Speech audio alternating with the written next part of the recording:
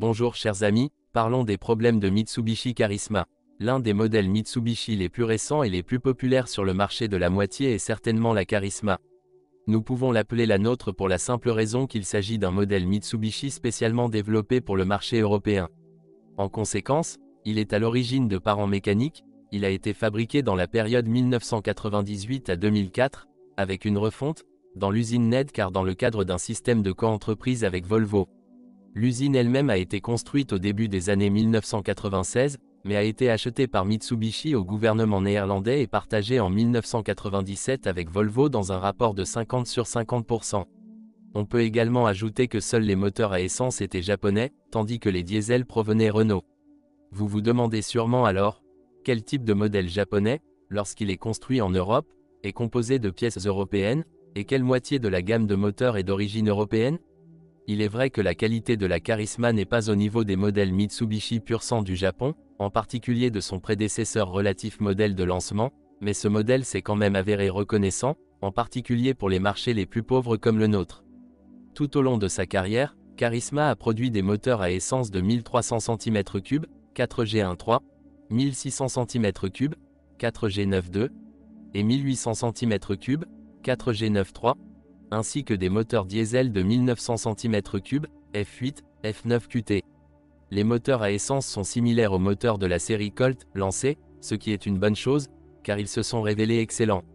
Parmi ceux-ci, le moteur de 1800 cm3, le concept GDI, le premier moteur à essence à injection directe en série, pour lequel le lancement de la production en série a encore demandé du courage. Il était également disponible en deux variantes de carrosserie, une berline à 4 portes et un modèle à haillons à 5 portes avec un énorme coffre. Le plus petit moteur proposé à 1300 cm3 est extrêmement rare, nous n'en parlerons donc même pas. L'accent principal sur le marché et en général le plus grand nombre d'exemplaires va au moteur à essence de 1600 cm3 et au moteur diesel de 1900 cm3. Le GDI est beaucoup plus rare et, en raison de son architecture, il n'est pas possible d'installer un moteur à essence économique, ce qui constitue donc un gaspillage de la plupart des choix. Le moteur de 1600 cm3 est typique d'un Mitsubishi DOHC à 16 soupapes avec une construction simple. Il est fiable, alimenté par une courroie de distribution sur une seule clé, et donc un entretien important n'est pas coûteux pour lui.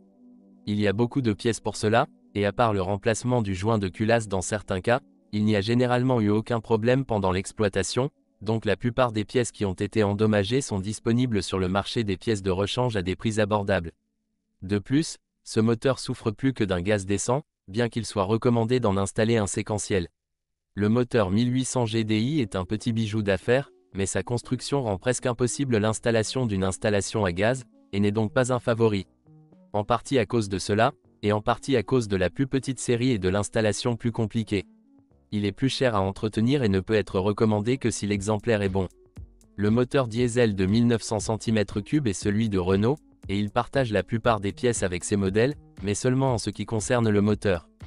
Tout le reste appartient à Mitsubishi, et cette combinaison c'est parfois qu'elle coûte aux propriétaires beaucoup plus cher que la moyenne de la concurrence. Le moteur lui-même est fiable, il y a des pièces de rechange disponibles, mais malheureusement il perd aussi ce petit côté japonais dans ce modèle, et conduit pratiquement le modèle européen, avec tous ses défauts caractéristiques. Les boîtes de vitesse de Charisma ont eu des problèmes de roulement, et une défaillance caractéristique est celle des bacs de poignée de boîte de vitesse. Le kit d'embrayage convient aux moteurs à essence de 1600 cm3, tandis que pour les moteurs à essence et diesel GDI, ils ne sont pas bon marché. Le silencieux est assez résistant, mais souvent les billes de la roue avant sont endommagées, ce qui ne peut pas être acheté séparément par Mitsubishi, mais peut être trouvé sur le marché secondaire. Les silencieux arrière sont également souvent touchés, mais même les silencieux d'origine ne durent pas plus longtemps que les remplacements du marché secondaire. En général, tout ce qui est périssable de l'échelle existe sur le marché secondaire, à des prix abordables, il n'y a donc aucune raison exagérée de s'inquiéter. Il en va de même pour les freins, toutes les pièces existent en aftermarket, et les prix sont abordables. L'électronique peut être délicate, en particulier le capteur d'accélérateur sur les moteurs GDI ou le débitmètre sur les moteurs à essence 1600, qui peuvent nécessiter une réparation très coûteuse. En général, comme il s'agit d'un modèle européen qui comporte des pièces de fabricants européens, Bosch, Siemens, etc. Il n'est malheureusement pas aussi fiable que les composants Denso ou Hitachi. Le point sensible de tous les Charismi est la tôlerie et les groupes d'éclairage. Presque aucune pièce n'existe dans la copie, et comme elle appartient à une série de véhicules relativement petite, les prix des pièces dans l'original sont très élevés. Heureusement, l'offre de déchets de Charisma est solide, de sorte que ces articles sont généralement comblés par des pièces d'occasion. Ma recommandation serait un 1600 cm3 essence, avec gaz intégré. Moteur japonais éprouvé, large gamme de modèles pour le transporter, concept simple, appareil fonctionnant au gaz.